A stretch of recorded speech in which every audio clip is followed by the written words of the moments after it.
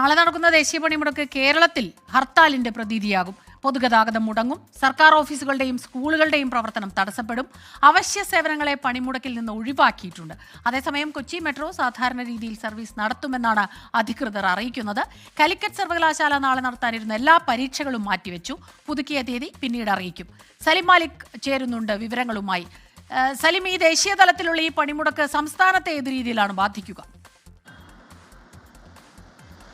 സ്മിത, സംസ്ഥാനത്ത് നാളെ ഒരു ഹർത്താലിൻ്റെ പ്രതീതിയാണ് പ്രതീക്ഷിക്കപ്പെടുന്നത്. കാരണം രാജ്യത്ത് തന്നെ പണിമുടക്ക് ഏറ്റവും അധികം വിജയിക്കപ്പെടുന്ന സംസ്ഥാനങ്ങളിലൊന്ന് കേരളമാകും എന്നുള്ളതാണ് വിലയിരുത്തപ്പെടുന്നത്. കാരണം മുൻകാലം നമ്മുടെ അനുഭവം അങ്ങനെയാണ്. ഏതെങ്കിലും ഘട്ടത്തിൽ ദേശീയ പണിമുടക്ക് പ്രഖ്യാപിക്കുമ്പോൾ, പ്രത്യേകിച്ചും അത് ഈ കേന്ദ്ര സർക്കാർ വിരുദ്ധ നയങ്ങൾക്കെതിരായ ദേശീയ പണിമുടക്ക് പ്രഖ്യാപിക്കുമ്പോഴൊക്കെയും സംസ്ഥാനം അതിൽ പൂർണ്ണമായും സഹകരിച്ചിട്ടുള്ള കാഴ്ചയാണ് നമ്മൾ കണ്ടിട്ടുള്ളത്. അതിന് സമാനമായി തന്നെ നാളെ ഒരു ഹർത്താലിൻ്റെ പ്രതീതിയാവും കേരളത്തിലെന്നാണ് മനസ്സിലാക്കാൻ കഴിയുന്നത്. പ്രത്യേകിച്ചും പ്രധാനപ്പെട്ട